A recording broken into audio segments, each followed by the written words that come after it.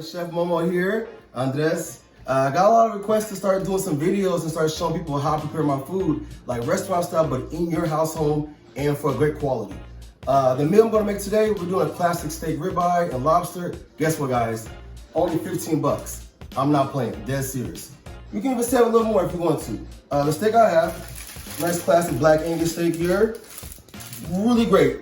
So when you're looking for a steak, you definitely want to get one that's thick and good quality, but still saving money. This is about 10 bucks right here. So I'm gonna start off with it's about a teaspoon and a half of some salt. Sprinkle that bad boy on there, one side at a time. Get on there. Some cracked pepper. I like it like some fresh and cracked. You see the big grains on there? This is gonna help give a texture, a nice crunch when you're searing this bad boy. You definitely wanna make sure that pot is getting nice and hot. And then you're gonna add a nice room temperature oil to it. It keeps everything from sticking. It keeps a nice coated temperature on there. It's amazing that way. All right, so we got that side done, right? Flip that guy over. Let's go finish this side. We have the same salt we were doing before. Add some more fresh cracked pepper. I like a lot of pepper. The more texture, more of that crunch. That's what you wanna go for. Once it to the side, let that salt kind of denature and kind of break down that tissue from the on the steak. It gives a nice tenderization. Pot's going over here really quick. Should be almost there. So quick thing real quick, guys. So a lot of people are saying like, they're in this quarantine, right? Or they're stuck at home and they're making the same thing over and over. They can't think of what they want to do something different. Jazz the night up, date night, something that's gonna carry you over. So that's what I'm gonna show you for these videos coming up now. Everything is gonna carry over for either leftovers, super economical, and then something jazz it up every now and then so it never gets boring at home. We're gonna add some extra virgin olive oil in there. If you can't, you can use canola oil, vegetable oil, any kind of oil so it doesn't stick. I'll say maybe like a tablespoon of oil, not much. So I'll show you what it looks like real quick. So about that much oil, you want to get nice and coated at the bottom. So it's like a nice shiny coating. That's all you're going for, nothing crazy. We're not frying it, we're just searing it. More like a medium to high fire flame. The temperature will go for like this. So if you're like me or certain people, you like a medium rare / rare steak, more on the rare side, you can go a higher temperature. That way you're cooking the outside a lot faster and the inside's cooking a lot slower. So that's what I'm going for right now. I like a medium rare to medium steak. Honestly, with a ribeye, such as the cut I have here, you definitely want to go for like a medium. It gives it time for that all these fats, those natural fats, that marbleization to break down and become buttery instead of like rubbery and chewy. A lot of people have bad experience with that. But here we go, let's do it. Take my bad boy over here real quick. Should be nice and hot. Okay, that's seared. That's what you're going for when doing a steak. If you're not hearing a sear, you won't get that crunch. So as I mentioned, it's on the temperature. I have mine like a medium high because I like more of a rare inside. So you want to go about 30 seconds on each side. I freaking love ribeye, guys. This is my favorite cut, seriously. So while we got that going, real quick over here, I have a pot of water. You can use any pot you want to, but specifically I have this. It's about 2.5, almost barely 3 gallons of water there. I'm gonna boil the lobster there. So here I have about, let's say about a quarter cup of salt. I'm gonna give 1/4 cup of salt and about a tablespoon of peppercorns. Toss that right into the water. It's already hot for us. Next, I have about 4 sprigs of thyme, some about a teaspoon of garlic powder, teaspoon of onion powder. Dump that right in there. All that's working there. We're gonna check this guy to make sure he's still cooking properly. We're gonna give him a little more color. He doesn't have a good color on there yet. Give him that little more color, that nice browning on there. All right, so that's going there. So I'm gonna show you a secret really quick. Whenever you're cooking lobster or a crustacean or like shrimp, crab, anything like that, keep that water. You can make it a stock after you boil those shrimps or whatever you're doing. So that's what we're doing now. So I'm pretty much prepping the stock here. Natural stocks, you want to roast the onions, the carrots, and celery, but we're not doing this, the shortcut. This is how you get stuff done quicker, all right? But still the same quality. I'm going to take about 3 cups of milk, dump that right in there also. We're going to make this super, super delicious. While we're working that, let's check the steak. All right, we got a nice color there. We don't want to overcook it, so I'm going to flip this guy over really quick. I'm going to go back to that side because I want a little more browning. But as you can see, the outside is getting a little crust there for us, okay? So we're going to cook that a few more, like 30, 45 seconds on the other side. Flip it back again, just really quick to blanch to just get that seared. And then we're going to go for the side. So I'll show you that in a second. This is about 7 tablespoons of butter. We're gonna save the other tablespoon for the steak in a second. All right. Let's stir these up. Get everything nice and melted together, nice and boiled. And we're gonna throw that entire lobster right on in here so you can go ahead and boil in there. Guys, this is gonna be a delicious stock and it's super simple.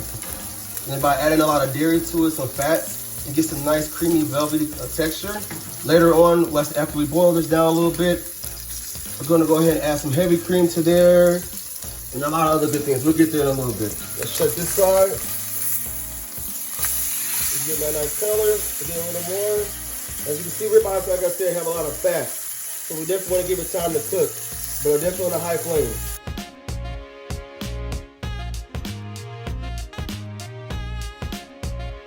You know, guys, a lot of people are really scared to do steaks at home. They're scared they're going to overcook it. So this is like a super simple way of doing this, guys, seriously. Butter's just about melted. Everything is in there really great.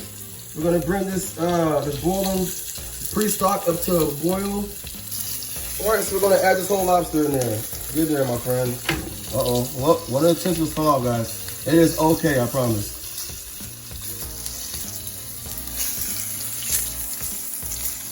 All right, here we go. So you see that color there? That's what you're going for your steak. You want that nice color texture there. All right? If you tap it, you can still feel that nice juiciness in there. I'm only going to give this side maybe like another 10 seconds, and then I'm going to start searing the outside. For the lobster, you can let it go for, this is like only a pound and a quarter of lobster. So maybe like 10 to 12 minutes tops, or you can just check to some bright red color. Crustaceans pretty much, they let you know when they're done. When it's in like a really nice red, vibrant red color, they're done. All right, this guy here, let's check. A little bit more. I mean, altogether, maybe it should take like maybe 10 minutes to cook the steak, like medium, rare, medium.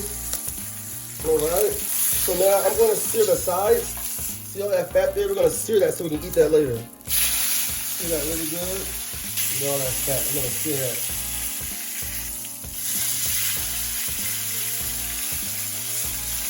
I'm gonna get them sides, make sure that fat gets really ready to cook down. All right, so now we got that going. Turn the fire down just a tad, not that much. I'm gonna add about a tablespoon of butter here, a sprig of thyme, 1 clove of garlic crushed. It looks like 2 pieces, but it's crushed. I'm gonna wiggle that guy around. Guys, I wish you could smell it over here. It smells amazing right now.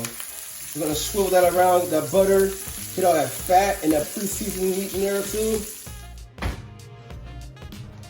All right, we're gonna set these guys over there really quick. So I let this guy rest really quick because when you're cooking the steak, you want to cook it to whatever temperature you like and let it rest. Because honestly, steaks, they kind of tend to keep cooking on themselves and they kind of set their colors up and set the texture by themselves as they're sitting. So let them sit there and get that flavor and that the color that you really like. Oh yeah, baby, look at that. That's on the outside. Let's get to the center. Oh yeah, oh yeah. Let's go check on our lobster. I think he's just about done. Let's check him out, guys, so I can show you what I'm talking about. There we go. There we go. See that bright red color he is right there? That's what you want to go for. So you want to plant this little guy right there for us. He lost the tentacles on the way, guys, but it's okay. We can scoop those guys out. Let's get him out. We got 1 claw. Oh, well, that one's in here somewhere, guys. There we go. All right. There we go. Got that guy out there. So what I'm gonna do now, I'm gonna transfer this steak right on over to our plate. There we go. Sit that there.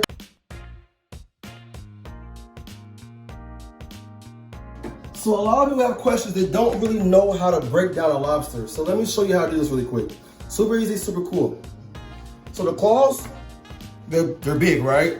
However you want to do them. For me, I like to break them apart like this, like that, and then take the back of the knife and you're gonna crack right in the middle until you get that nice split in half. Watch this.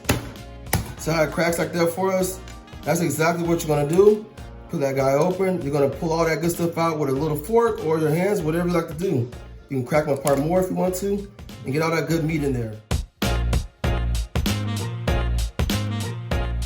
Alrighty guys, so you seen everything put together, you seen how we roll. So when you finish those lobster pieces or whatever you're gonna eat of it, don't throw the shells away. As I mentioned, we're gonna make a lobster stock. So the same water that we used earlier to do all the boiling with the milk and the butter and all the good stuff, save it. Take all those shells and throw it right back in there. So that's all we did, we threw it back in there. We're gonna let that boil for 6 hours. And once that's done, I'll come back to you the next episode. We'll make lobster bisque. And so I'll show you how to turn a lobster bisque into some different chicken options that you can mix with that. Make that sauce for a pasta.